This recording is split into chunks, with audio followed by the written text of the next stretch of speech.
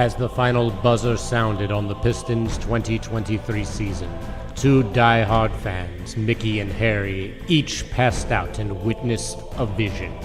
They were visited by Detroit's very own mascot, Hooper, the stallion ablaze, who told them the only way the Pistons would ever win a championship again was if these two men started a podcast. To be clear, they said, do we really have to do this? I mean, aren't there enough Pistons podcasts already? It seems like this might be overkill. But Hooper dunked on them, right in their face, and said, your team needs you. He presented them with a prophecy. Now it is their duty to help Detroit rise again and become champions. The Order of the Blazing Horse.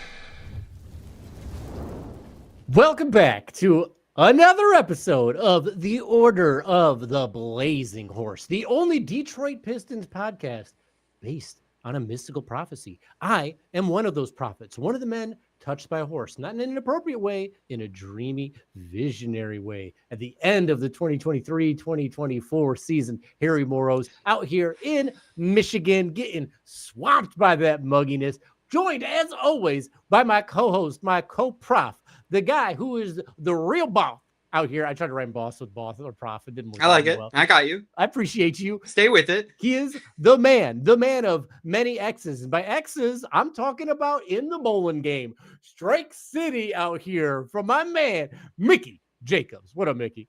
I'm good. I'm feeling sweet in that dry heat. It is awfully hot in that SFV though. It's steamy. It's not muggy, but it's we're feeling it. I'm running those window units into the ground, my friend. How are you doing? I'm doing pretty good. Been doing a fair share of yard work, a fair share of tick removal from my body. Ticks are everywhere out here. Last year I got bit by 10 or 12 ticks, and I was like, that's kind of a lot. This year, serious stuff. I'm over that. I'm already past that number, and we're just getting started. Getting those, you don't want those bullseye bites, dude. Those you're not trying to get a twist of Lyme. No. I don't mean to make light of it. It's a very serious disease, actually. I know some people who have suffered long-term effects. So yeah, be careful. Are you picking them off the dogs, off the chickens too? Oh yeah, the chickens pick them off me. Chickens are ticking. That's symbiotic. I love right? that. It's the circle of life. Everybody eats. Everybody eats. I've been getting them off the dog. One dog has really thick hair, so it's kind of hard to find them. And my other dog, she comes with me on disc golf all the time, and I'm checking her after every hole and being like, okay, where do you have it? And she never has any. I was sitting on the couch the other day. Hannah's gonna hate that I'm telling this, but she picked a tick off the back of my neck while we were in the house, and she was freaking out, and I was like, wow, another one. And she's like, what's wrong with you? This is a terrible thing. And I'm like, just another day at the office. Another day at the office. It appears that chat is offline for some reason. But Mickey, what's good with you? What's new in your world? Not much. I had a lovely birthday weekend. So I said Anne was taking me to this cabin in Idlewild, this place called Hicksville. What I didn't know is that she was going to be surprising me with two of my best friends, Ryan and Avery, who also rented out a cabin. And it was just a lovely time. Kicking it, playing some board games, having a couple brews, just a good old time. What are your board games of choice at Idlewild? So Anne, one of my gifts for my birthday was a game called Ticket to Ride. It's basically, it's like Catan for dummies, which is perfect for me. But it was a really good time, man. It was a blast. It was just a beautiful time to be up there, and it was great. I'd only been there in the winter, and it was over COVID, but they have this incredible rec room with the jukebox. They've got darts. They've got just a whole bunch of fun games, and it's pretty sick. It's a good time. So a lot of people go there to take drugs and have orgies, but we just did one of those, and I'm not gonna say which. From orgies to borgies. This close to a spit take all over my laptop. So hey man, careful now. Still got it in the pun department. I'm glad it was such a good time. Surprise birthdays, sometimes interesting, sometimes wild. Hannah threw me a surprise birthday party one time after I was submitting a pilot and I'd been up 24 hours working on this thing. And I came back and she'd organized this whole huge party. And I was just like, I was like, oh, thank you. Was it like a bunch of people? Yeah, it was a ton of people. That's intense. That's intense. This was just 2 people, and I was hunched over this pinball game, and I didn't see them sneak in. Yeah, they had pinball at this which place. one? You got to tell me the pinball game. Oh, what pinball? I can't remember. I can't remember which pinball game it was, but they snuck by me, and I was locked in, like laser focus, even though I can't tell you. You were on tilt. Yeah, full tilt. Sometimes you got to give it a little muscle. But I mean, you said there was a jukebox there. Maybe Franz came through and hit the pinball machine for you too. Get that thing going. But someone sneaks by and goes to the Buck Hunt game. They had Buck Hunt and puts the gun up to my head. I look around. It's one of my best friends, Ryan.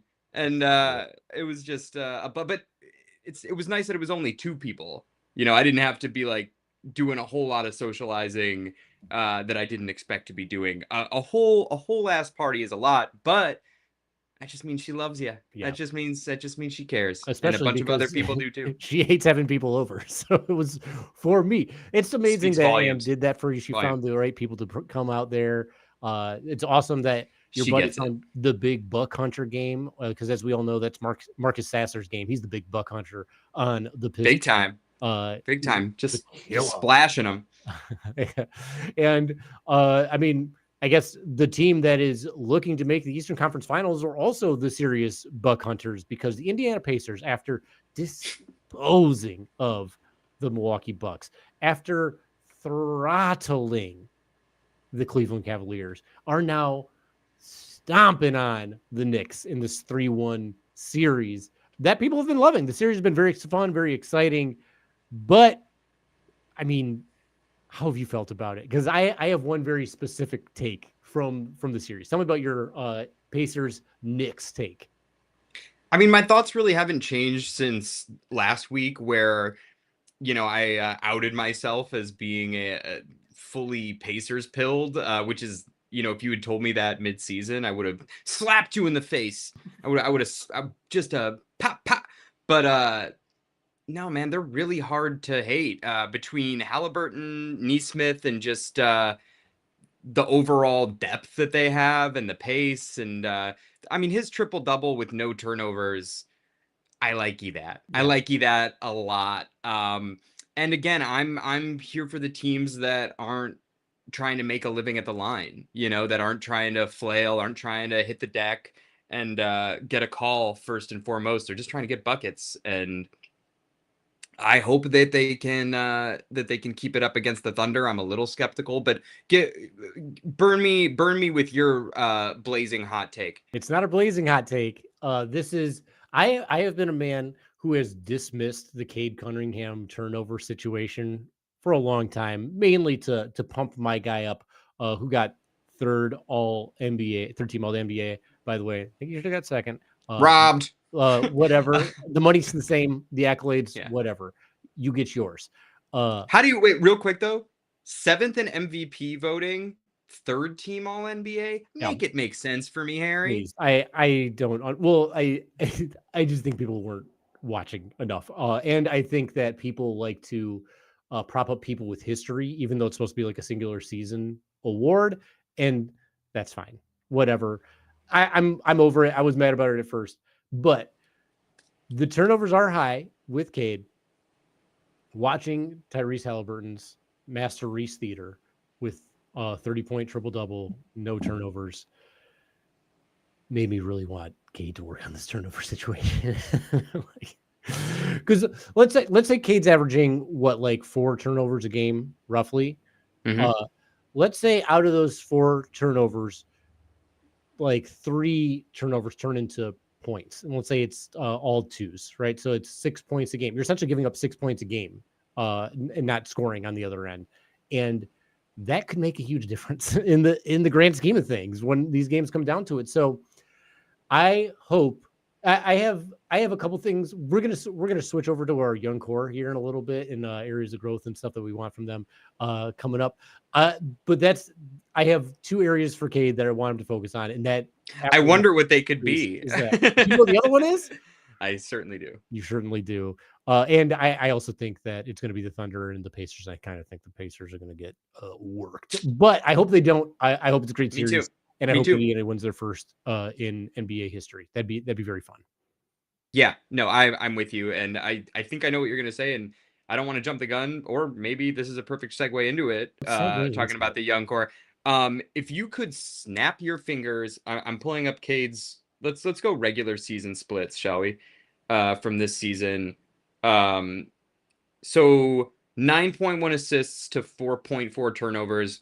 I'm gonna take a wild stab and say your other growth area was 3-point percentage. You nailed it. Okay, so 3-point percentage, 35.6 to end the season. We know Cade's gonna improve. He's only 23 years old. Yeah. So if you can, and by the way, Hallie is 25, and he doesn't get the boards Cade gets. I don't think. At least he did last game. He had. Yeah, but he doesn't have as many triple doubles on the season. He doesn't have as many. He's not as. It's just not. It's not as quite regularly. Yeah, and there are sliders for all players. It's for sure. If you could snap your fingers and make Cade a 38 plus, like less than 39, but more than 38% 3-point shooter, or let's say drop that turnover number from 4.5 to 2.5. So basically, I dropped the turnovers straight up. I would not, because I think that I would go for the shooting, because I think that I think the turnovers are going to get better. I think that's, and look, it's been a problem his entire career, and you could actually argue that 3-point shooting has been better, for Cade in high school and college. And it was 38% for a long time during the regular season. Yeah, but then it wasn't, and in the playoffs it wasn't. So I guess it's a question of which do you think? I think they'll both get better over time. I'm optimistic, and I hope they'll both get better over time. But I think I would go for the 3-point shooting if I could just kaboom, raise him 2.5 percentage points on that, because I just think it opens things up for him so much more. And my hope is that the turnovers are fixable, although it's been a pretty consistent problem. But I also think his usage.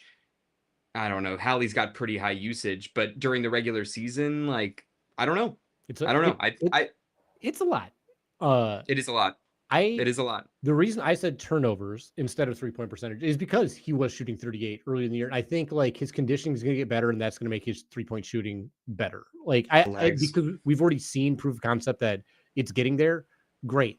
Getting from 4.5 turnovers down to 2.5 turnovers, that could take a little bit more magic, because I'm not sure how he's going to do that as a whole. I haven't seen it. I've seen it over the season come down a little bit, but the errant and lazy passes, I don't know how to change that in his brain. And again, we're nitpicking here because Cade Cunningham's all NBA. That he's an amazing player, and as a fourth, basically third-year player. Yeah, absolutely insane. 2.5 years, if you want to break it down to that. Well, we can talk about this stuff. We can have these conversations. And I will also say too that as a part-time Clippers fan, and diehard Pistons fan, turnovers are, I think, my biggest pet peeve in basketball. So my hope is that these careless, errant passes go down. Yeah.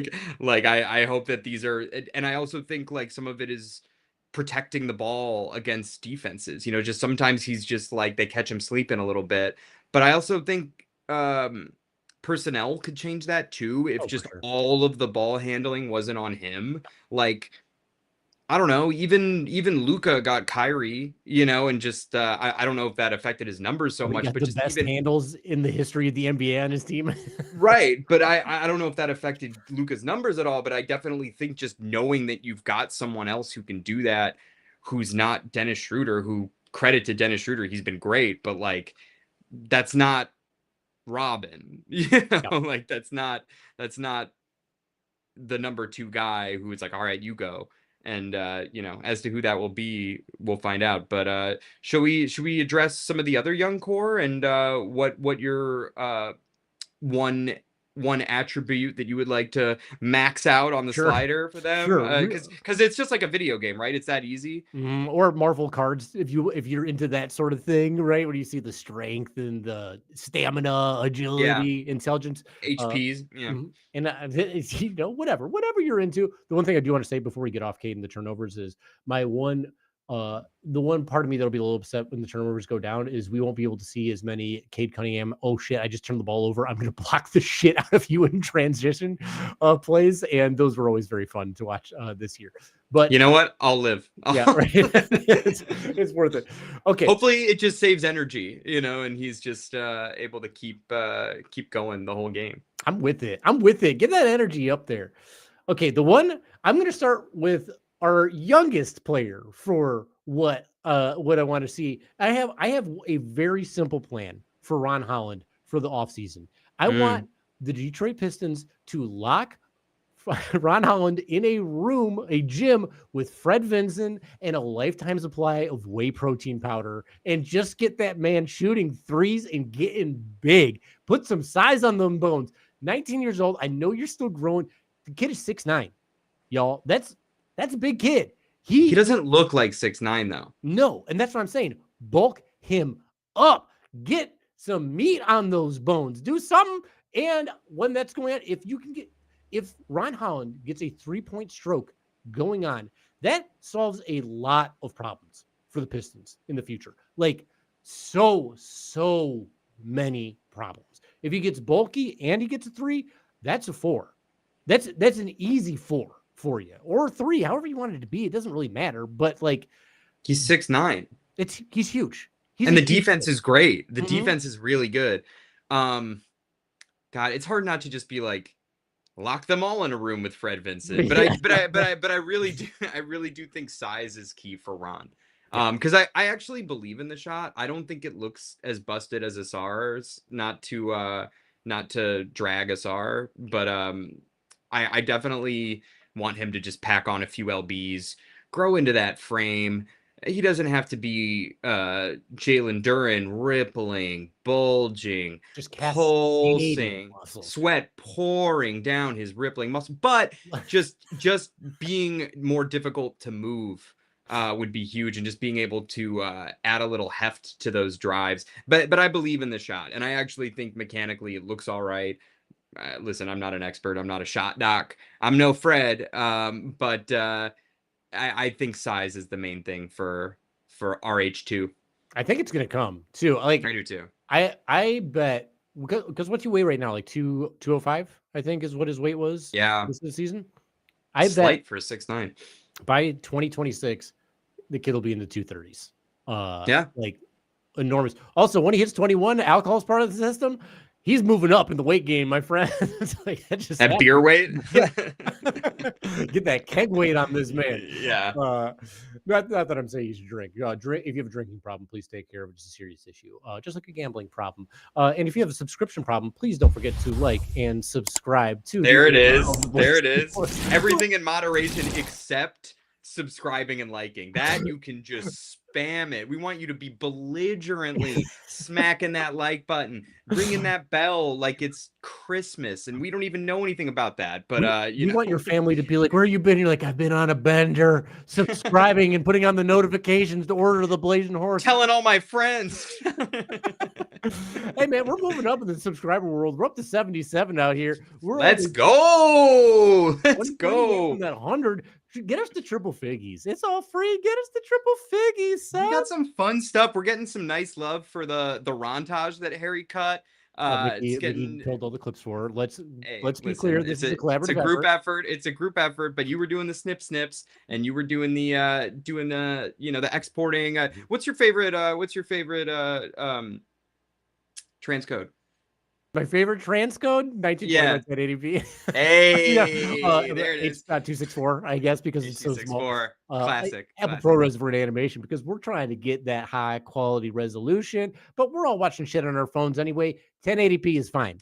That's actually, I have to credit. That's a bit of an Alan Resnick bit. He I don't know if you're familiar, but he had a bit about transcodes, just like a real alt comedy bit about editing nitty gritty. But I it's did not know funny. that. It's funny guy. I didn't mean to ape his joke, but Sorry, Harry's I had killing it. the answer for it, and you know me, I'm pro the transcode community. I'm here for it. Yeah, ally. Hmm. Who's next? Who do you want to get into next? uh, let's talk a little bit about Asar Thompson. You already brought him up. What's the one thing you want to see out of Asar Thompson?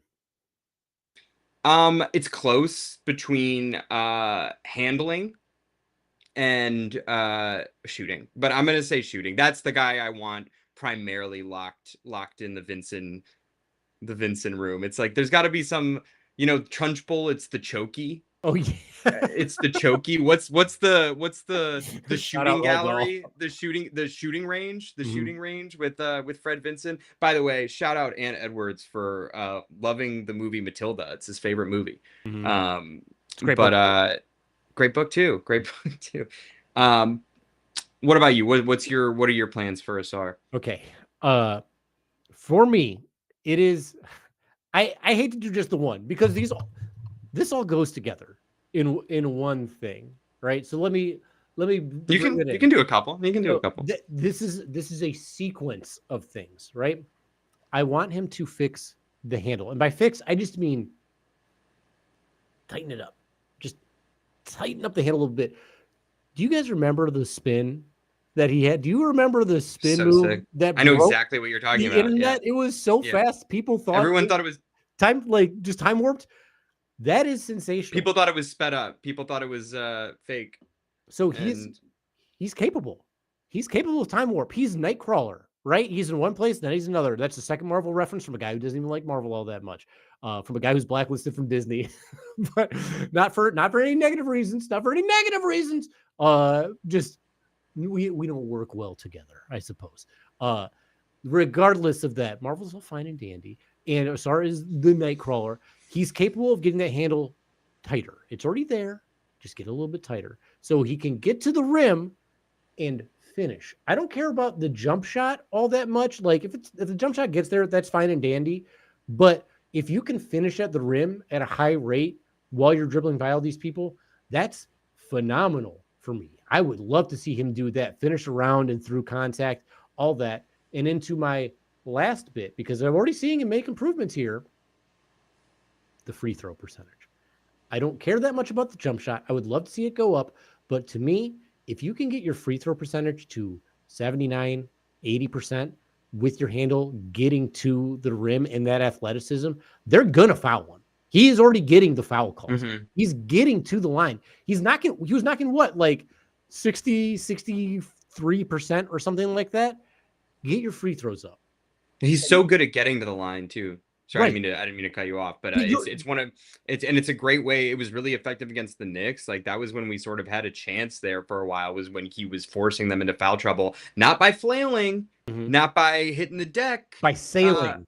By sailing through we the don't sky. flail, we sail, baby, Mhm. smooth like butter. Spiral But dragon up there.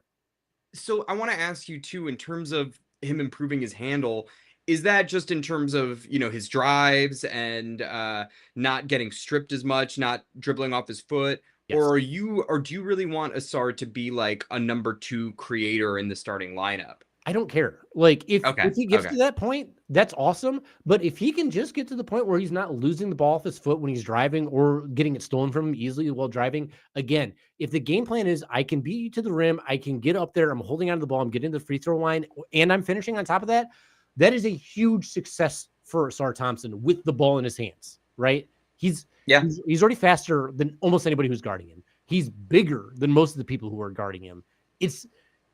He should find success driving to the basket. Look at what Ron Holland's doing. Ron Holland drives to the basket and finds success doing that, and he hits his free throws pretty damn well. Yeah. It's just Asar has the capacity to do it at that same rate. So that's what I want to see out of Asar. I hear that. And I know the shot is such an obvious thing. Like, and I don't expect him to be like a 34% 3-point shooter next season by any means, but I just really don't like that teams can sag off him and double Cade. And obviously Cade's gonna get doubled throughout his career. It's going to be a thing. But just if he could just like get those corner threes going, like it doesn't have to be like off the dribble by any means, but just catch and shoot. And even that like beef stew. And by the way, like beef stew has a history. I mean, although Asar does too in OTE, like he was hitting more threes than Amen, which I know isn't saying a ton, but Stew's three ball, it's slow. Like he he sets the feet, but he knocked him down like with good regularity. I think Asar, like even getting close to that level, and look, at his peak, Stu was shooting 38. I don't expect that, but take your time, set the feet, clear that head, do what you got to do. Get locked in the shooting range. Jump. Get some goddamn air under your legs, man. Yeah. Like when you jump, it's great. Read Ray Allen's book. Ray Allen talks about having every one of your jump shots be at the same height and having your legs ready for those moments. You have the muscles, you have the agility, you have the leaping ability. And if you jump at the height of your three, you'll be able to jump over people trying to block you. It's good for you, man. The legs do so much more in your shot than you think it does. That's to the kids out there watching too. Work on your leg game. Your legs are going to carry you for the rest of your life. And Asar, getting that shot, that's my 5-year plan. 5 years plan. I like that. Because he's going to be, spoiler alert, when we get to the whole plan for the team, I have a plan to keep him just in general for the duration of his abilities, I suppose. Sure. Who's my guy? Should we talk about a player that we haven't seen as much to no fault of his own? Should we talk about young Jivey? Ooh, Jivey. Yeah, let's talk some jive.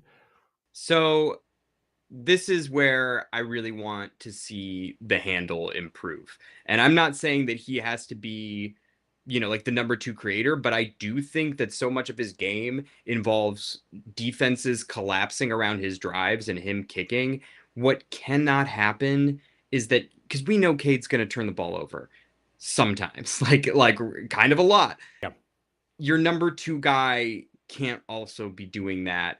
I want to say it was like 4 assists to like 3 something turnovers. I'll pull it up now, but you can't have that. I remember at a certain point in the season, we were lamenting Cade's turnovers, and someone pointed out that his co-stars like ranked in the league.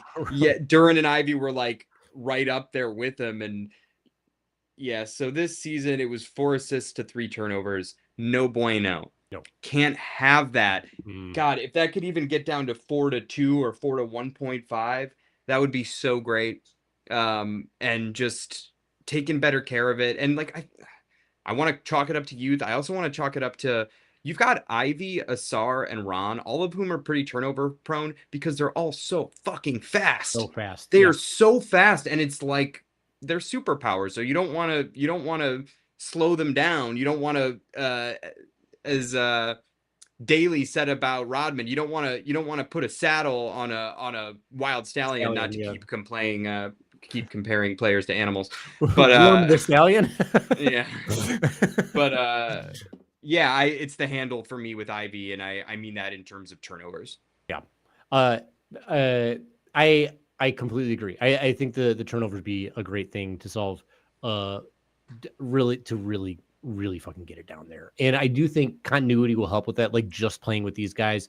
I believe that the projected starting lineup of Cade, Ivy, Asar, Tobias, and Duran played a total of 2 minutes together all season. Wait, really? It's hilarious. Yeah. Wait, seriously? Yeah. The 2 minutes? The injury and Asar's return just coincided at like such a bad time. That's right. The blood clots. That's right. I forgot. God, that's terrible. So like imagine teams having to face that speed essentially coming up, especially with charging Duran now at this point. I'm so torn on what my thing for him would be, because if he continues to shoot the 3 at 41%, like he was, like if the 3-point consistency is a thing, fucking keep him on the team for forever, right? Like that's fine. Shooting 41% with his speed, awesome stuff. My other one that I would bring up, I would love for him to be a good defender. And I think maybe the more the team plays together and the more they play under JB Bickerstaff and they know what it's expected of them, they can like fall into these habits that might just come along. So I'm not going to push the defense. I think the defense might just come along based on being there and the communication between this team and all that. So I'm going to say 3-point shooting. I want him to keep that up. I don't want that to have been a flash in the pan last year in his small sample size. Not even that small, but a pretty decent sample size. I want that to be who he is. I want him to be a career 40-point 3-point shooter. God, I would love that. And that's my concern is like, it's not a small sample size, but it's also not huge. It's 30 games. Plus and plus summer league, or not summer league, preseason, but yeah. Right. Was he 40 in that? I mean, summer league's kind of bullshit though. He wasn't in the summer league. Or preseason. That's more real. He still was shooting well from 3. Yeah, and it looks really good. And I love that. One of my favorite things about Ivy's shooting is 3-point shooting is that he's one of those players that if you go under a screen, he takes it personal. Yeah. And he really wants to punish you for doing that. And as like measured and kind of mild-mannered as he sometimes is, like I love that chip of like the disrespect to go under the screen on me. But I really, really hope that the 41% across 30 games is real, because we have seen Ivy blazing hot from deep, and we've also seen him go through real slumps. Sure. And I mean, granted, not under JB's leadership, not in this current team, but that's a really legitimate area. God, he put up over 17 points. I know, dude. 30 games too. That's pretty good. And good. Here's the other. I will say though, 73 from the line is not the best. It's better than Beasley 65. Well, yeah, but what is? That shit is crazy. It is maddening. It's mental though. It's got to be mental. It's got to be. The thing with Ivy's 3 as well, like if he becomes like a legitimate threat, not just like I think he can shoot, but like we really have to guard him from 3, he's gonna blow by so many friggin' people. Like so that pump fake be lethal. Mm-hmm. Yeah, it's if he can shoot the 3 and be as fast as he is, it's over for him. And I'm just thrilled. I really hope that's going down. The question is, do you believe that's going to happen, or do you wait and see if that's going to happen, and that'll make their extension talks be where we get to. Okay. So let's go to his draft mate. Let's talk a little Jalen Duren. What do you want to see out of Jalen Duren? Or do you want me to start this one? I'll start. Because this is like greedy. Like this is greedy. But Cade has said that Duren is his favorite big. Mm-hmm. And we've seen that lob connection.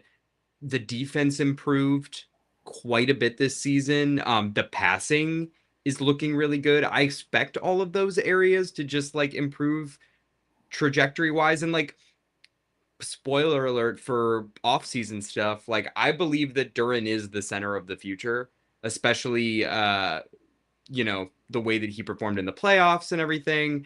I just want to start the process of developing an outside shot. And Get out of here. I said it was greedy. He has a 0%. He doesn't take threes. I just want to start him young. He's 21 years old. I'm not saying we have to see it in games a bunch, but I just want, in the same way that Stu took on that project, if Duren could be eventually like a 30% 3-point shooter, and I'm not saying like, again, off the dribble, I'm talking like top of the arc, like pick and pop type stuff long term. He's not going to be Jokic. Like he's not going to just like be a crazy efficient shooter, but just if he's going to be the center of the future, he's so young that I looked it up in one season, his free throw percentage was like 79%. Yes. So, and it was only bad this year because he started out so rough. Like, yeah, the second half of the season, he was shooting free throws very well. Like, yeah, the free throw is not an issue. I'm just saying, let's start him young. Let's get the ball rolling and flying from deep. It doesn't have to be in games a whole bunch. It can be like, you know how it can be a garbage minute or like a just let's start to see a little bit of it, or like let's get him in the shooting range with Fred Vincent. and We got Miles? Fred Vincent. It's supposed to be a cheat code, right? That's how it works. Okay. I love that you brought that up because I've literally heard no one else bring that up. And everyone Because it's so pie in the sky. No, Like it's not. I don't think it is. We talked about the free throw percentage already. We have a shooting coach, first time for a lot of these players' career. I listened to a while back this Al Horford interview. I believe it was on All the Smoke, Fun Basketball Podcast. If you guys don't listen to that, and they were asking him why he developed three, how it started happening, and it was because someone encouraged him that, hey, if you want your career to last, because bigs have short careers, you have to do something that's more than just your size. So you should probably start working on this 3-point shot. And he did. And it took a little while and it got there. And now that's what he does. He's a pretty fucking good 3-point shooter. He's old as hell. He's too. old as dirt, dude. Yeah. Like he's my age. The man and I could go disc golfing and complain about the same stuff, you know? I love that. I mean, yeah, I'd watch that. Al, come to Detroit and let's talk about it. Shit, sign Al as the third big this year. Bring him in here and get him going with both Stu and Duren. I'm fine with that. Spoiler, that's one of my names to talk about. Not my only name, but one of the names to watch. And he's not my original idea. I heard it from somebody else. I'm not entirely sure. I heard that too. Yeah. And I not a terrible idea. Guy with winning caliber, championship history, shooting the 3-point, useful big, old in his career. Great. Anyway, back to the whole Duren thing. You're right. Duren is very young. You just have to get him to start doing the stuff. I mean, just like in practice for what it's worth, work on that 3, go for it.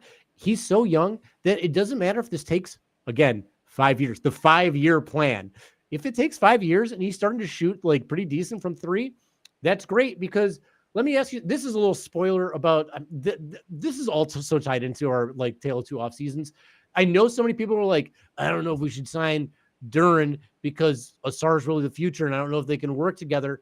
Who the fuck else then? Who can play big? Who is your stretch big that fits here? Is it Miles Turner? Because he's not coming here. He's just going to stay in Indiana. He's going to be mad expensive. Is it Brook Lopez, the 38-year-old man? I don't think so. Who else? Like, they're not there. You want Kristaps is always hurt. Right. Nas I don't think Nas is leaving. I don't think he's leaving either. Like, it just doesn't make sense to me. Like, I get that you want a stretch big has to work, but there isn't a good one in the draft this year. Like there's only prospects. So fucking take a kid who might as well still be in college and make him your stretch prospect. He's already showing the free throw percentage. Why not? Like, why not Duren at this point? And it doesn't have to be the focus, like his primary focus. Like obviously he still has improvement in terms of his assist to turnover ratio, but like you saw him expand his passing game. You saw him get better defensively. He's still so young.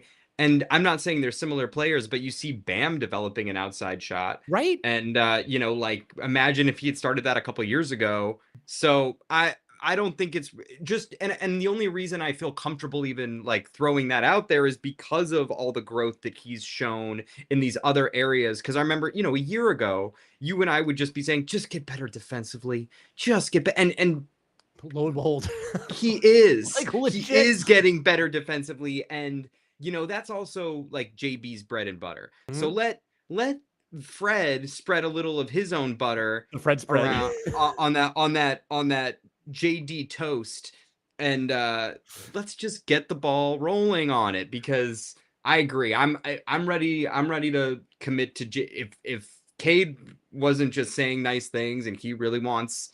Like, because obviously having a lob threat is a huge part of Cade's game. Mm-hmm. He's improving defensively. To me, that's like the final frontier of Jalen Duren. Like, truly, why not? Like, we're talking about what do we want from Ron Holland? We want him to like get his handle closer. We want him to be able to shoot more. We want him to read the game better. We want his defense to go up. We want Jaden Ivey to stop turning it over. We want his 3-point shooting to go up. We want his defense to get better. What do we want from Jalen Duren? We can't just ask him for this one fucking thing to shoot the 3 when he's already shown growth and all the other stuff. If other players who are older are developing the shot, who are shooting free throws worse, if there aren't good of like gettable prospects to be stretch fives that can do half the shit that Duren can do. Because spoiler alert, Duren could win like a rebounding title. He's huge. Like there's so much good about his game. Why couldn't he become what Miles Turner is? Like I don't know why we limit him when he's still so young. And it does seem like the conversation around him is like, we can't even like talk about that. It's stupid to think about. Yeah. Like, why is it stupid to think about? Why is it stupid to expect this 21-year-old who has shown growth, who shoots good free throws, to not give it a shot when there aren't other options? Literally, just give it a shot from range, from distance. Like, would you rather Duren like work on his like dribbling and like taking it up court or shooting the fucking three? Yeah, it's no question. And I'll tell you what too, I think he wants to. Like, I just like, because we've seen it. And by the way, I will say, like, even the like middies, they don't look great, but I feel like they're usually desperation heaves, right. You know, of like shot clocks ticking down. There's no other option. I don't feel good about it when he tries like a turnaround fade, but that's not what I'm talking about here. I'm just like, yeah, if he even like just started to show a little bit of pick and pop potential, that opens things up in such a crazy way. And like, you know, you're talking 5-year plans. Like, I don't think it's so unreasonable. But I also admit that I wouldn't be saying this if he hadn't shown growth in all those other areas that I think are more important. And I'll tell you what, too, like, I think it's great that he can do these handoffs. And I think that's like a really good element of his game. But I don't like want to be super dependent on Duren for our like secondary playmaking. Sure. Like it's been great to have, especially before we signed Schroeder, and he's really good even with Schroeder, like, you know, those little like behind the back like handoffs.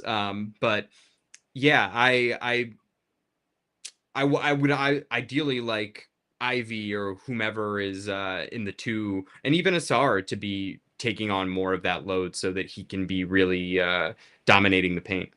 I'm so happy you brought this up because I truly before this podcast hadn't even considered it, and it had been out of sight, out of mind. I'm like, he just has no future as a 3-point shooter. But the more you talked about it, the more you got me believing. You got me believing. And I'm not saying this is like an off season away. I'm not saying this is take like it slow. Take it slow before you aggregate this. Okay. No, I would love to see it though, because I do think such, you know, a Miles Turner would be fucking great because he's a rim protecting, 3-point shooting lob threat. But he does not get the boards Duren gets. And they're also, like you said, not to talk in circles, but there aren't a bunch of stretch bigs on the market, or at least not ones that wouldn't take away minutes from any of our other bigs. And by the way, like, to me, Isaiah Stewart's untouchable. And that you can aggregate. I've said it before. I just think he is so important, and I think he's such a value contract. And between everything he does, the value's wild on the contract. It's crazy. So, you know, I the way I see it, back up big, that's all sewn up. And yeah, the Horford stuff is interesting to me. I've heard that, and big. We're talking. I know. I get Paul Reed status, like. Mm-hmm. I think it's interesting if he was down for that, but should we? Who are we missing? Did we talk about everybody? We're missing you subscribing to the Order of the Blaze Report. It's free. Slick. Put on the alerts so you're notified that we're podcasting right now, that we're streaming, that we're bringing. Who else is bringing you takes about Jalen Duren developing a 3-point shot? Like, kind of legitimately, Mickey. You're going to have, this truly was the biggest blow my mind revelation that now I need. Like, I feel like this could be huge. The question is like, why not? Like, truly, why not? So, well, and like, what is the point of having the premier shooting coach if like we can't start to, and like, look, he can't just like wave a magic wand and suddenly everybody's, you know, 40% from deep, but like, let's get everyone's so young. 5 years, 5-year plan. Yeah, 5-year plan. It's the 5-year plan thing. So okay, who haven't we covered? Stu, we just said like untouchable. Let's get into Stu. Let's go quick through some of our other young guys, because the ones we have left are Stu and Sasser, as far as like the very young players on the team. So Stu, the one thing to work on for him, his anger. Yeah. Like, but for real, because I think the finishing has gotten so much better. Like we used to talk about like stone hand stew, and the 3-point shooting is solid. It's not really been an area of focus for JB, which I was skeptical of, but I think is fine. And we started to see a little more of it towards the end of the season. But to me, and I will also say the anger got better towards the end of the season as well. But I just don't love how easily rattled he is, or just how easily agitated in a way that results from him removing himself from games. Yeah. We talked to, I was reviewing for our bad take episode, which another reason to like, subscribe. We're willing to wear our L's around our neck. Okay. We're not perfect. We're not right all the time. Look, this is primarily a comedy podcast, but we do talk about basketball quite a bit, and we're wrong quite a bit. So I had a lot of fun going through and finding our worst takes. And I was listening to an episode where we were talking to Bryce, and I asked him if there was any place in the league for like a true bad boy Piston, like a Draymond level agitator.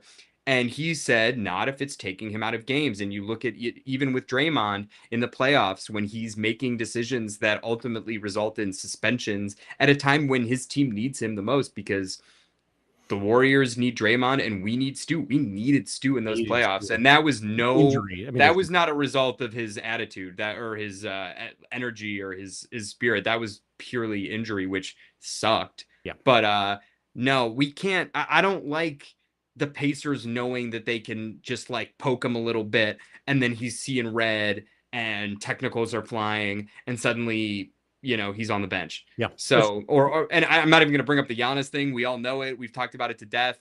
It's not okay. And I don't want him to dull his fire by any means, but I don't want him taking himself out of games. I'm with you 100%. And I love that you brought up the Pacers specifically, because when you look at like the future of the Eastern Conference, the Pacers right now, they're making a pretty strong case to be the powerhouse moving forward. They're young enough. They have their guys locked up for what Reese is going to be there for a minute. Siakam's going to be there for a minute. They're about to lock up Miles Turner. It's not like they're going to get rid of Naismith or Nemhard, and like TJ McConnell's there, like great on the bench. They also, they just have plenty of players that are doing stuff.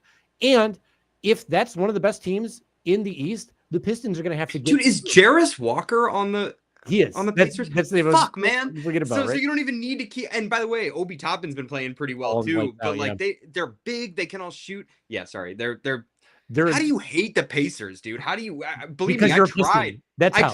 I tried, but I can't do it. Like what I was saying is the Pacers get in Detroit's head, and they know they can. They like you said, they prod at them. So if you have to get through them, you have to be able to put a lid on your temper so you are not out in those games against that team specifically. Because who's the other team that they'll go against is like the Knicks, I suppose, or the Celtics. I mean, who knows what's going to happen with the Celtics or the Cavs? I guess as well. We'll see where all those teams go and end up. But like, if teams figure out that they can get in Stu's head and like he'll lose it and he'll be gone, that's bad news. So I'm with you 100%. What's your area? That's it. It's anger. Oh, cool. I'm glad we're aligned on that. I'm glad. Is it? And then we're Sasser. Vision. My Sasser one is Vision. Yeah, for sure. That's pretty much it. The best chance you have of sticking around this team for a good chunk of change is if you can take on point guard duties. I know you've been working on it, but you got to be able to see people when they're open and feed them. So it's not just like you dribbling around the ball and getting the shot off, because I believe in the shot. I think the shooting is like incredible. I love his finishing. It'd be nice if he was able to get other people involved, so there wasn't so much focus on it. Maybe the best floater on our team too. Yeah. Like the floater is sick. Yeah. I don't know. That was mine too. Like obviously it's the passing but like this is an area where I don't know if this is. I feel the same way about like Jalen Duren's 3-point shooting as I do about Sasser's. Like is he 25, 26 almost? Yeah, or like, so, I mean, it might just not be who he is. And I'm not saying he has like a terrible assist to turnover ratio, but we tried him as the backup PG. And it's just, I wonder if we're trying to fit a square peg into a round hole here, and just like, could he, in the same way that you're talking about like a Horford being the third big, could he be like, if Sasser is your end of bench microwave scorer and just you let him be him, is that just like, that's a good position to be in? Like, is he so thirsty for a bigger role elsewhere that he like, I don't know. I would love that for him, but I believe he could probably get a bigger role elsewhere. Doing essentially being the instead Like a of like backup, the like a fifth big, or sorry, the fifth guard, the like third or fourth. Like I don't see why he couldn't right. be with his scoring ability. It's just that like on this team specifically with Ivy, Malik, and then him, it's hard. It's hard to be that guy. All right, so the Timberwolves game is going to start pretty soon here. Yep. So why don't we go through our Wait, the Timberwolves game is starting soon? Oh, excuse me. The Timberwolves game will not be starting. Excuse me. The Pacers Knicks game is going to be starting pretty soon here. Yeah, that was mean actually for all my T-Wolves fans. No, I got confused. I'm sorry. It's been a week, but the dry heat and the SFV. The dry heat, it's sapping all my brain power. Is that in the Valley? What? Oh, I was just quoting Clueless. I'm sorry, I'm a big Clueless. Sorry, I didn't get that. Was a good share. Thank you. That was a good. I'm gonna bring this up just because like we talk movies sometime, but the quote I do from Clueless all the time, "Can't stop," is Ty saying, "Oh yeah," when she's talking about having sex in the water. Ty, have you ever had sex in the pool? Oh yeah, and so we say that like nonstop. It's just Brittany Murphy's so fucking funny. She was. Mm-hmm. R.I.P. R.I.P. R.I.B.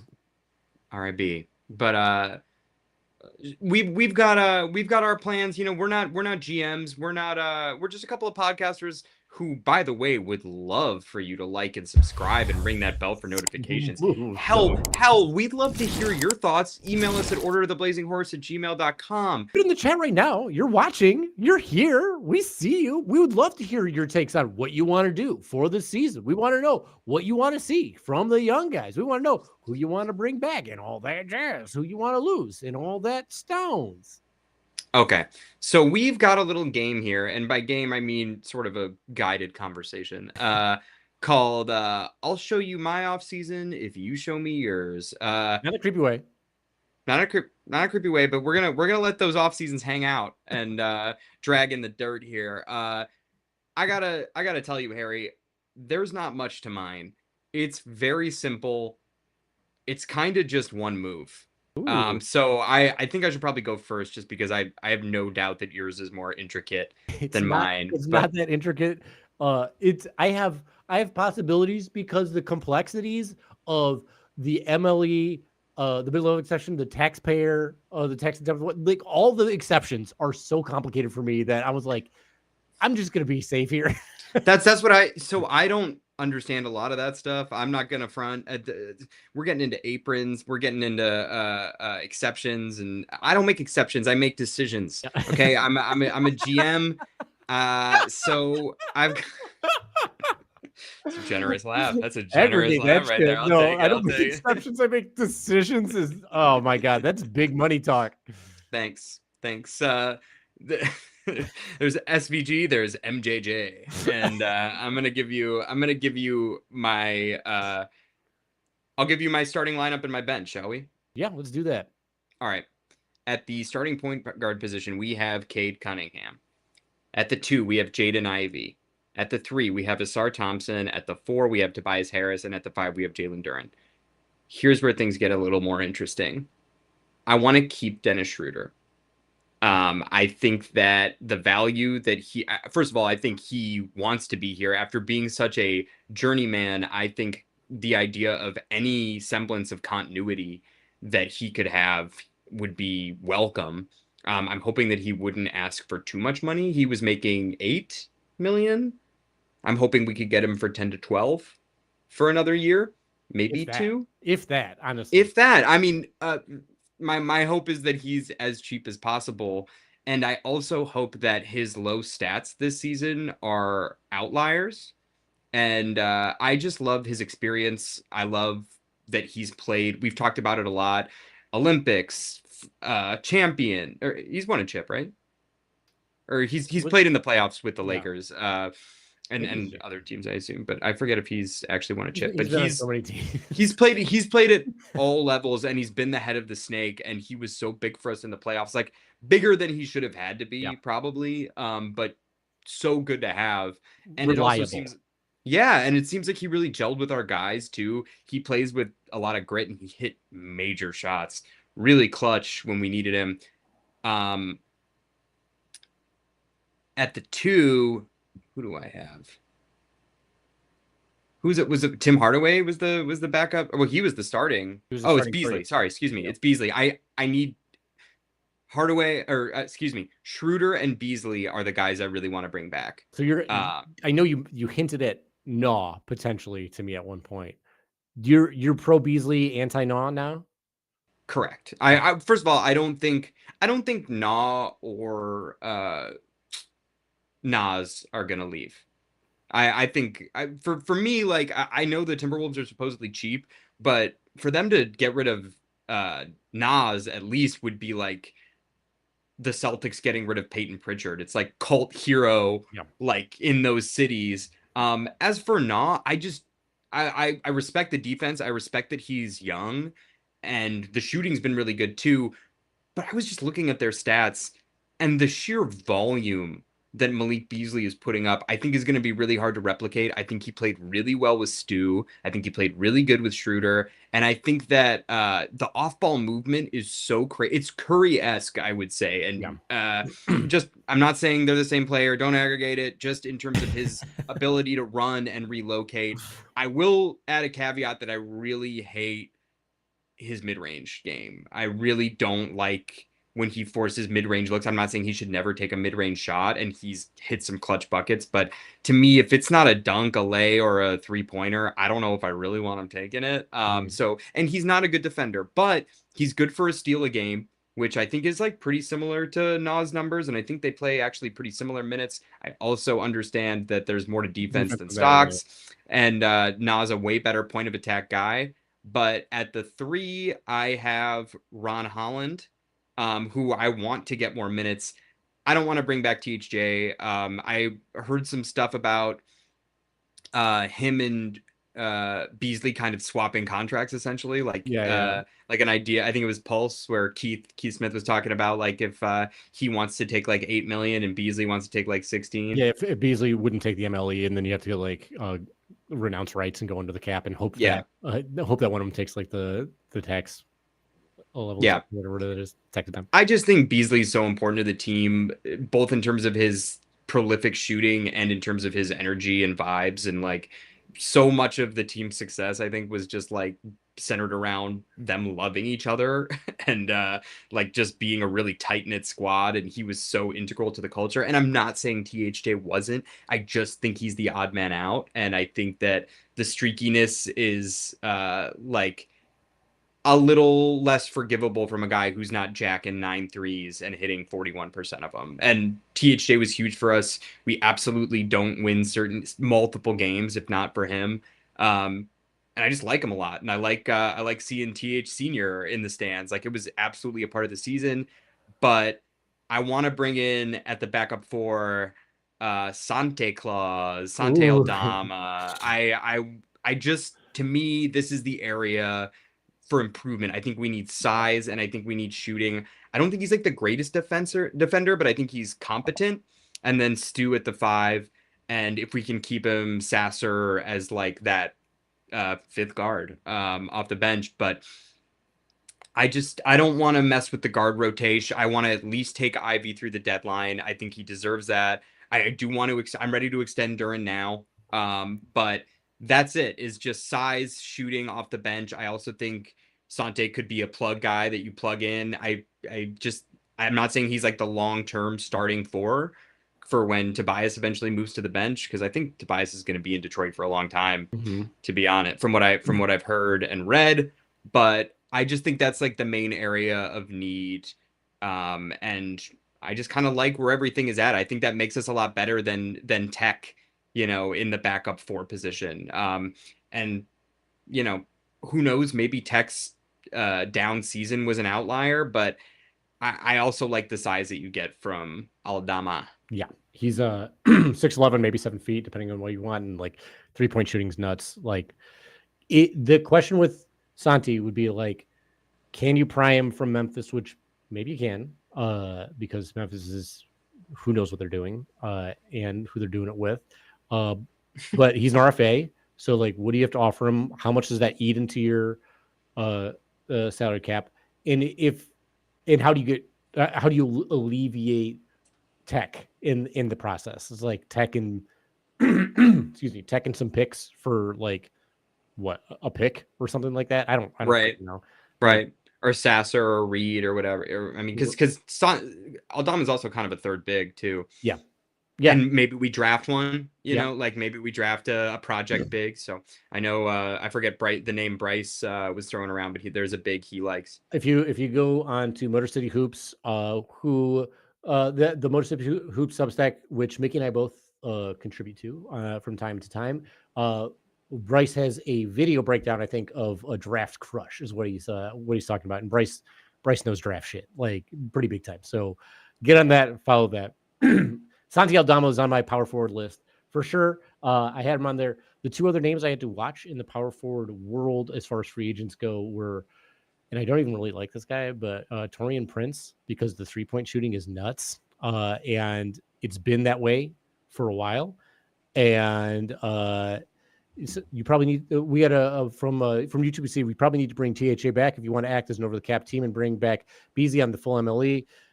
That is what makes it easiest to bring back Dennis Schroeder and Beasley. That's 100% true. That's like absolutely the case for keeping this team together as is. It's just easy. If Beasley is down with the MLE, which in all honesty, I can't understand why he wouldn't be unless he wants to leave. But what indication has he given you that he wants to leave? It's none. He begged Trajan to stay on the team. So YouTube user, you're 100% correct. I think that's the most likely scenario as well.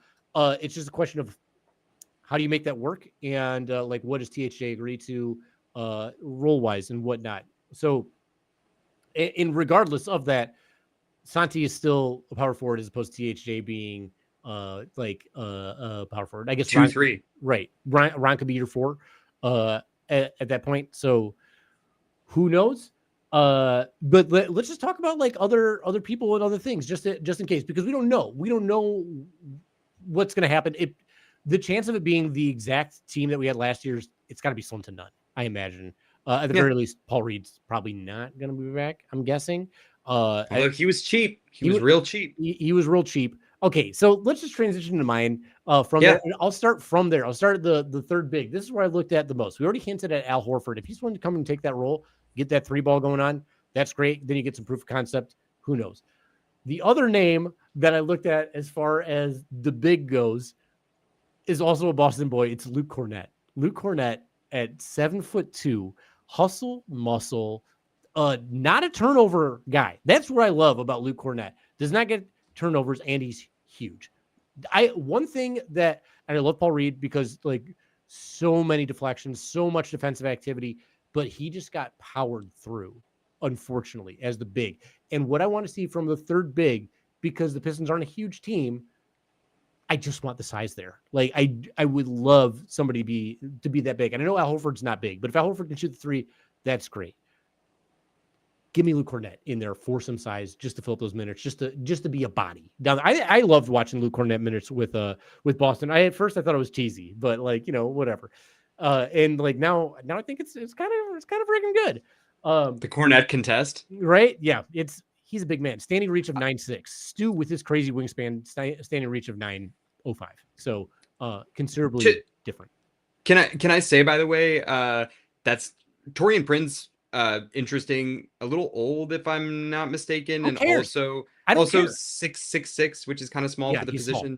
But he also is a good defender and plays bigger than that. But I like the Cornett pick because I forget why, but I was looking at I think it was when we were looking at when Duran got the one vote for all defense. I was looking at the defensive ratings just because it's a metric I don't really understand, and I was looking at the ranking of centers, I think like offense and defensive ratings wise, Luke Cornett has one of the highest, like one of the best ratings across both, which is like, I'm not like terribly surprised to see that either. Like I feel like he gave the Pistons fits and just gets blocks and is just like dialed into the game plan. So, and it also feels realistic. Yes. It feels like a guy we could pick up.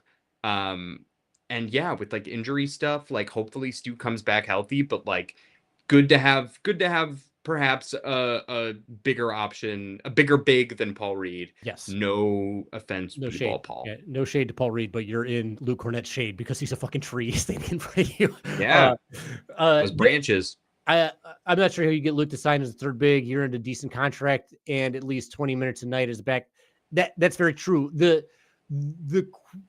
It's tough. It's tough to figure out how this sort of works. It's like how the big man market works, where he's going to go. Is he going to stick around as the number 2? I know he was like kind of a rotational big in Boston. Like he was competing with another guy. I can't remember his name. He just outplayed the shit. To Tillman. Xavier Tillman or it wasn't Tillman. It was somebody else. But like I do think Cornette played. And I'm just saying he's an RFA. If you can get that done, great. I just don't start. Cornette could start with the Lakers. That's super true. I don't think he's a lob threat, but he could get the bag from the Lakers. That's very fair, YouTube user. These are pipe dream stuff that I've got going on listed.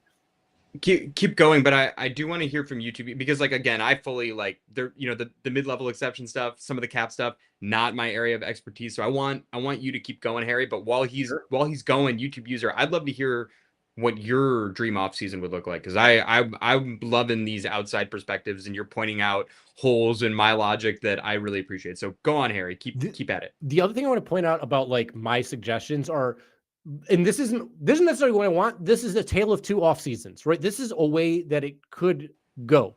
And if the off season goes in a way where they don't bring back Schroeder and they don't bring back THJ, right? If that's the plan-ish or whatever, if that's how it ends up going, these are just names I'm looking at. And Santi was brought up, Torian Prince was brought up.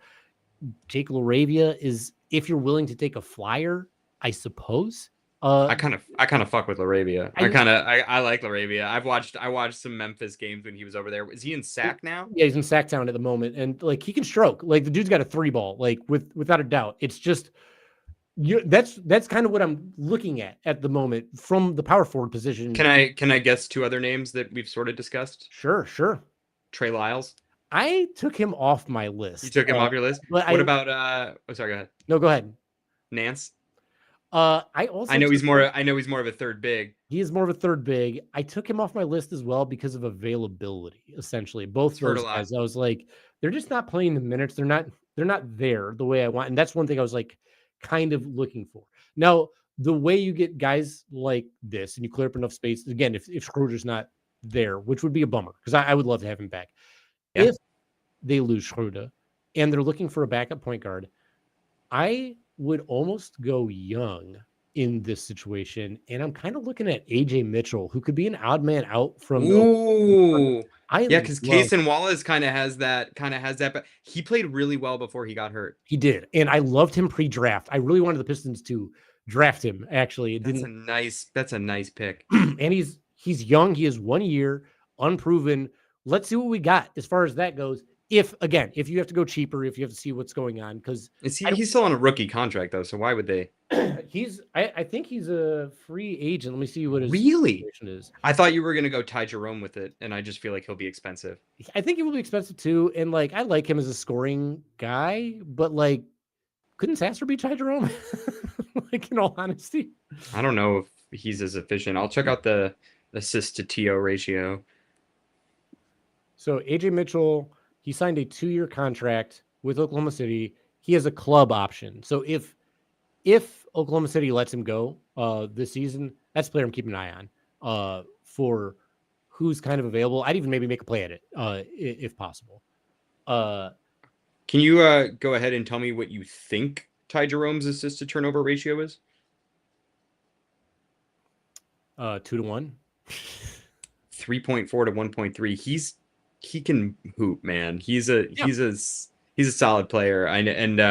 it was similar in the. I know his efficiency wasn't there in the postseason, but his passing was. Hey, It's similar numbers. Pistons have a history of going after guys who aren't there necessarily in the playoffs. Like THJ fell apart in the playoffs a little bit a couple of years ago. Malik Beasley didn't perform in the playoffs so much coming in here. So that could be the case, and especially if it takes the price down a little bit.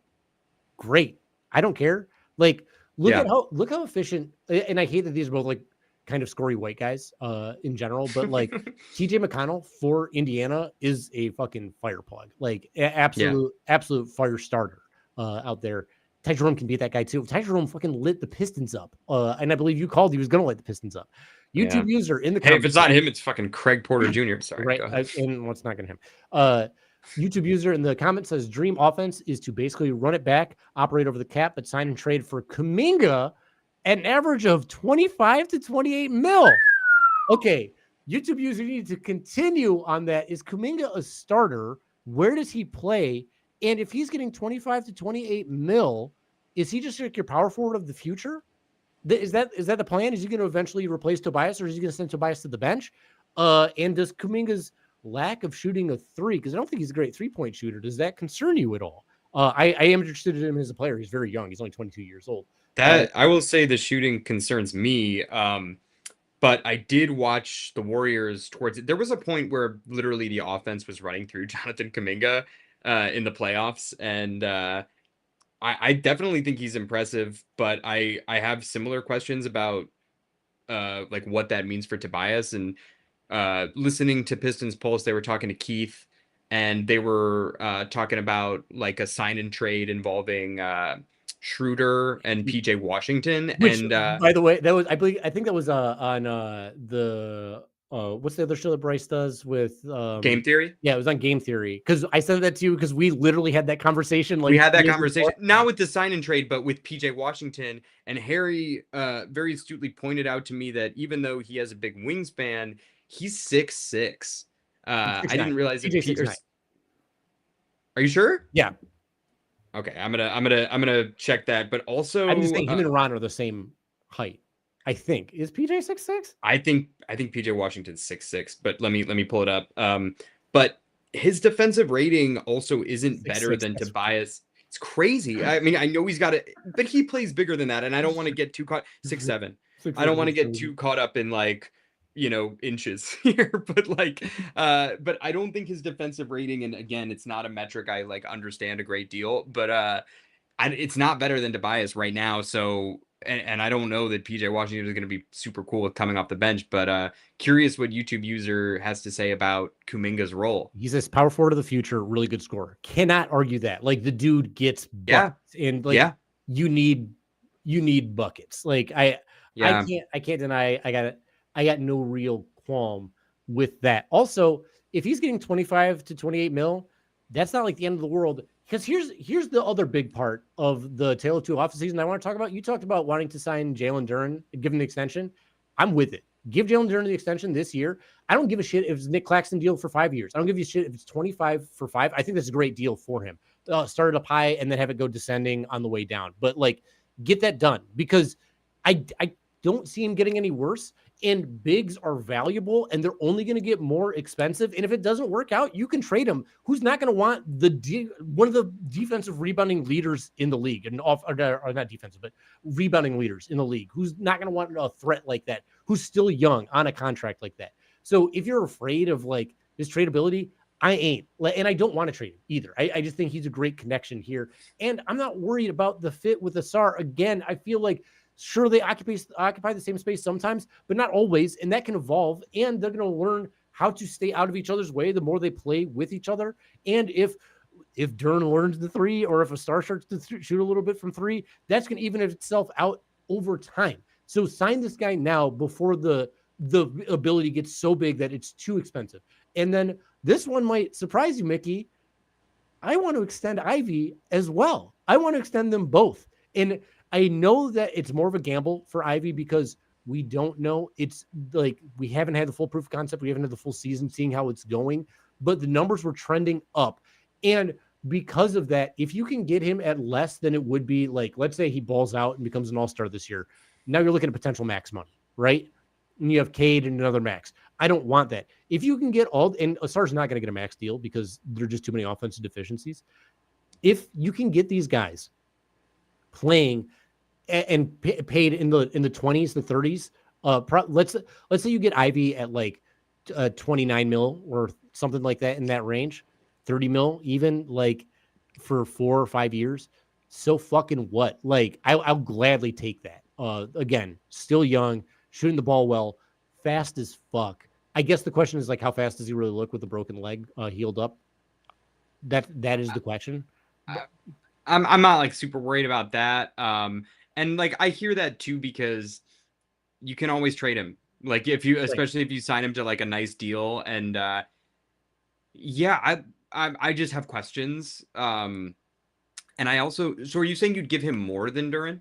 It depends. Like I don't really know. It's like I would love not to. If I could get them both at 25 a year, for 5 years in a heartbeat, I'm doing that. Because again, the salary cap's going up. As time goes on, it's going up. And if either of these players show that they're better or showing improvement next year, that cost is exponentially more.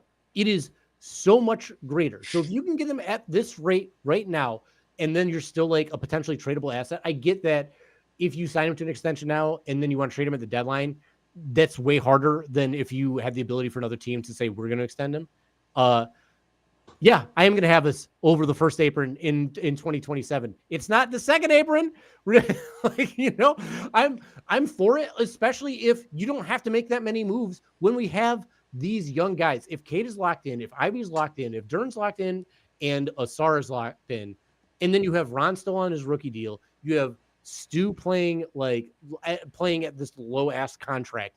That's a good team that's not overly pricey, where you don't have to worry about like making sacrifices because you have two. Boston has 2 guys on the max and they still have a sick ass team, right? They're able to make it work.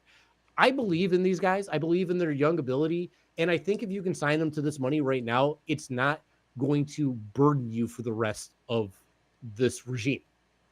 Yeah, I think Tobias will take a smaller contract and come off the bench in following years. I really think the Kuminga thing's interesting because so much of like, I mean, I know I just was talking about Aldama, but I do think it's important that whoever we bring in can shoot the ball. Just because like I'm not long-term worried about Asar and Duren at the moment, but I do think if you bring in like another future piece who's like, yeah, that's a project, or like, yeah, that's that part of the game isn't really there yet. I mean, I don't know though, because I don't know what's easier to learn, like defense or like 3-point shooting, and we do have Vincent, so it's definitely a thing. But I just like spacing, as we learned this season, is so crucial. The tough thing with Kuminga is like if he's going to be your starting 4 and he's not shooting the 3, and Asar's going to be your starting 3 and he's not shooting the 3, and Duren's your starting 5 and he's not shooting the 3, that's rough. That's real rough stuff. Well, maybe YouTube user has Asar coming off the bench in this scenario. I'm not sure, because it could be like a I don't want to put words in their mouth, but it could be like a Cade, Ivy, THJ, Kuminga, Duren. I mean, that works. The defense is considerably worse, but like it works. Yeah, but I feel like Kuminga is a pretty good defender. But I agree with you. I want Asar. I want Asar in the starting lineup to guard the other team's best player. Like, right. Exactly.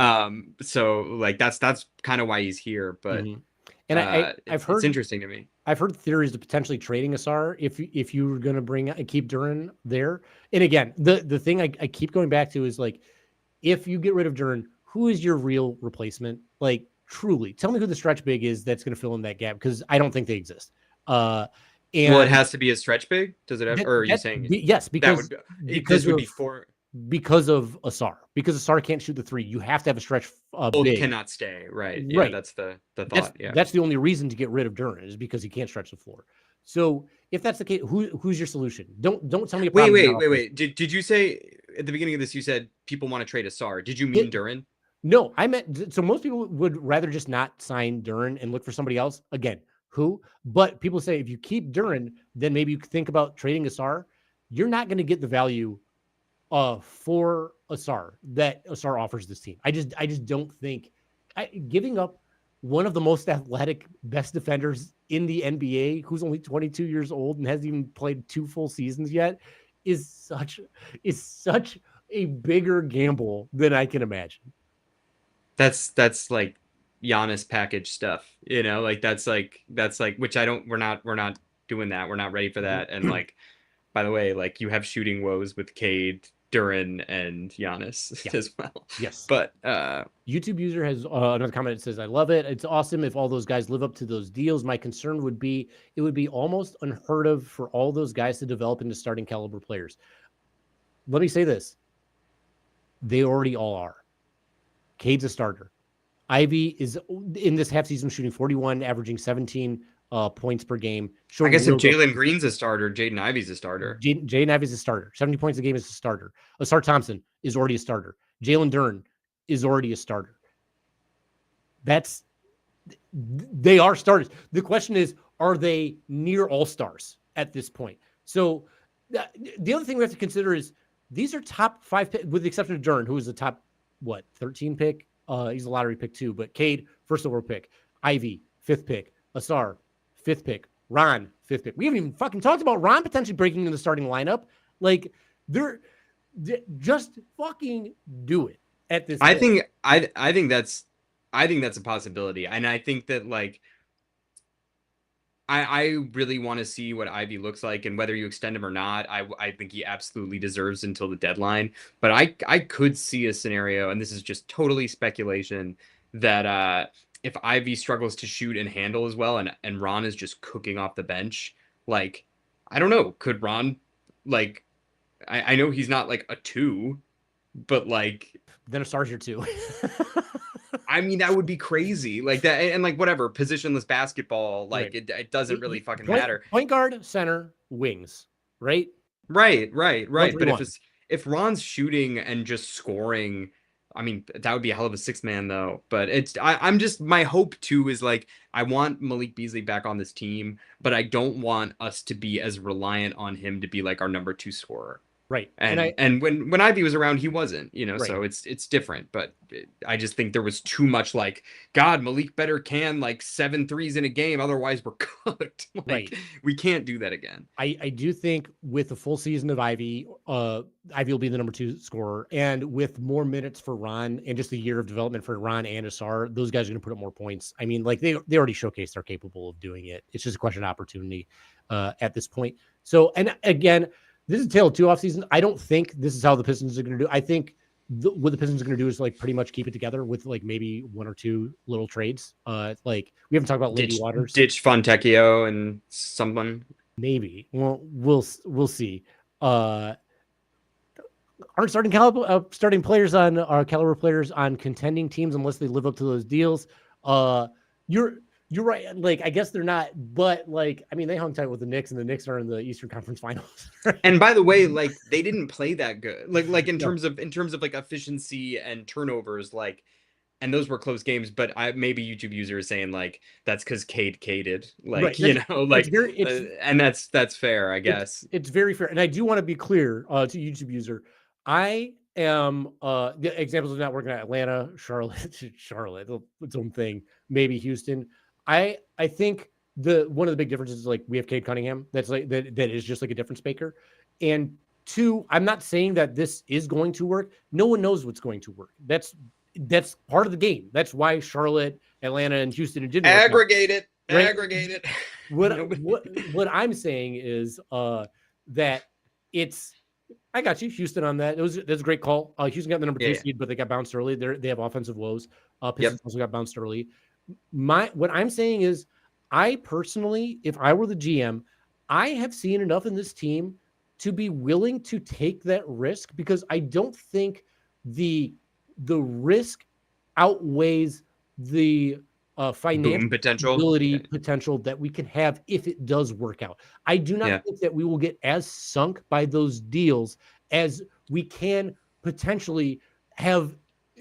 This is, again, very potential, and they have to grow into it. Could be going for a dynasty if these things work out that well. So I'm not saying that's a guarantee. I'm not even saying it's going to happen. I don't think it's going to happen. I personally would pull the trigger if it was me. And maybe that's why I'm not a GM. That's maybe why I'm not working in the NBA. But money talks, and right now money's cheap on these kids, and fucking take it. Yeah, well, to that point, the amount of improvement that Duran showed over this season was staggering. We're gonna get the continuity of JB Bickerstaff. Ivy is a fucking gym rat. He is like one of the hardest workers, and whether you believe in the 41% 3-point percentage across 80 games or not, like I do think he's gonna get better at what he does.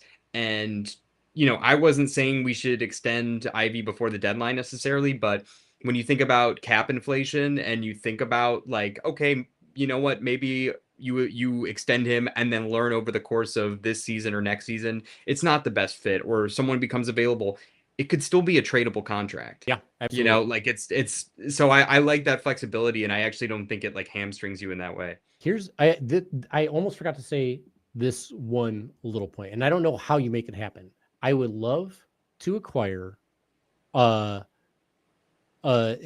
first round pick in like the 15 to 20 range. I don't know what it would take, like trading players wise, to make Sasser and 37 up to if that's what it took. I do know no shade to Sasser, but I would or Tech and the 37 to yes. Who would you rather throw in that package, by the way? Tech.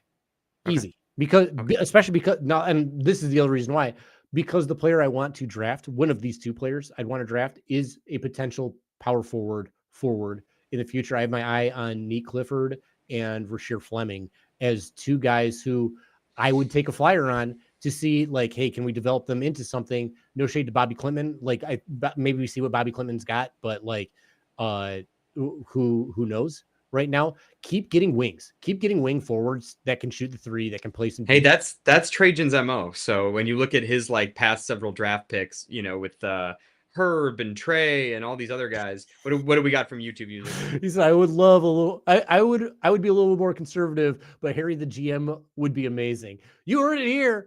Bring me on, Trajan. I'm unemployed, baby. Unemployed at the moment. He's available. He's available. I love that 25 to 30 million is now considered cheap. It's crazy. Whenever I think about the money that players are getting, I just remember what owners have, and then I spit. Yeah, it's not our money. It's fucking prison profiteering cokehead. That's not my dollar. That's not my. We're just talking here. It's either going to these ballers who earned it, or it's going to the nostrils. It's your choice. Yeah. At this point. Or some Dan Flash's shirts. I know what I do. But yeah, no, it's gonna be interesting. I'm just hopeful, and I really hope that we don't backslide at all. I agree. I won't be upset if they're like in the play-in. I just want to stay in like the conversation in that whole regard, because if you're in the play-in, that means like something didn't work out, so you got to figure it out.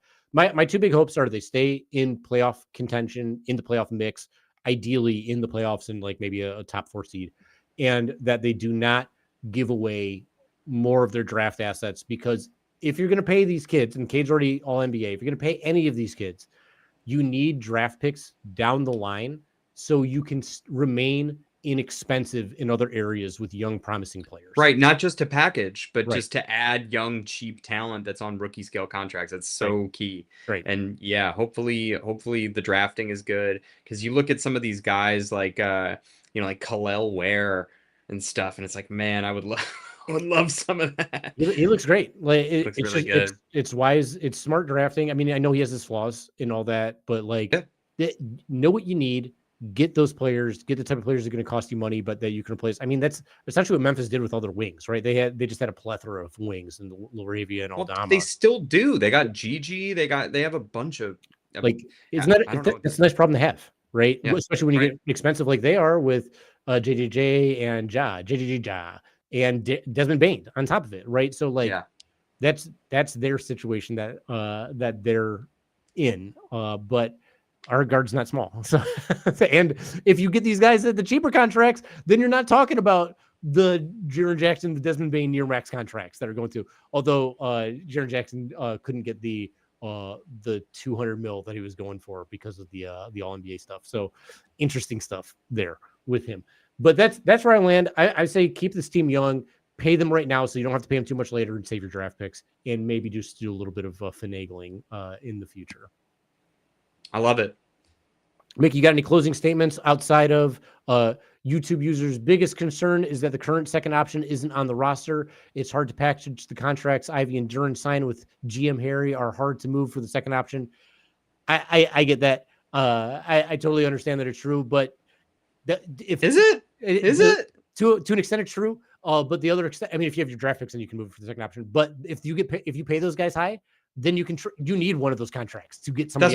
That's what I'm saying is that like I think you might see that with Jalen Green. Like I don't know that he's the long-term two there. Maybe he is. Maybe it's Amen and like you just have that crazy athletic backcourt and let FVV run his course. But I don't know. I think that might be a tradable contract. Right. If he continues on his trajectory, whether you want him or not. You need money to get big players who are already making money because a lot of those players are already on the second apron team that's not doing it and they need to give it up and they have to trade for that same value. So like it's a lot of money, but everyone's making a lot of money. Okay. So YouTube dude or thanks for lady, whoever, thank you so much. Yeah.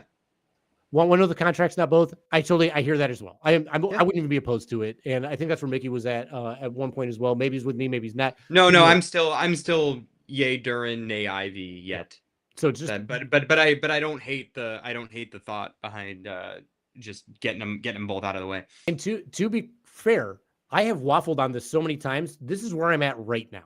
After thinking about it and looking at the players in free agency and seeing the contracts that the teams are making and hearing the names that get tossed around to the Pistons, I'm like, I don't even know who would be better. Like, I can't think of better options that are realistic that wouldn't break the fucking bank. So with that, give us the like, give us the subscribe, turn on your notifications so know when we're back. Ring that bell. You're next. Ring that bell. YouTube user, we hope you're locked in. It was fun chopping it up with you. Hope to see you next week. And I love the Kuminga idea. Like I think it's a great brand exercise, and like I wouldn't hate it if it happened. I'm just curious how it would happen. So I almost put a thing out on Blue Sky during one of those Warriors games that I love Kuminga's arc from out of the rotation to literally the focal point of the offense when Curry was out. It's crazy. It's so wild. It's that Warriors team is so fascinating to me, just how they operate, because you have guys like Moses Moody too, and like Brandon Pajemski, who they didn't want to get rid of at the beginning of the year, and it turns out he's not playing all that great. So just wild stuff as a whole. But before we get out of here, let's, Mickey, end the way that we always seem to end this podcast, and that's by saying the acronym of Orderly Blazing Horse aloud, because that's how a horse would talk. So with that, ladies and gentlemen, I've been Harry. And I'm Mickey. And we leave you with, as always...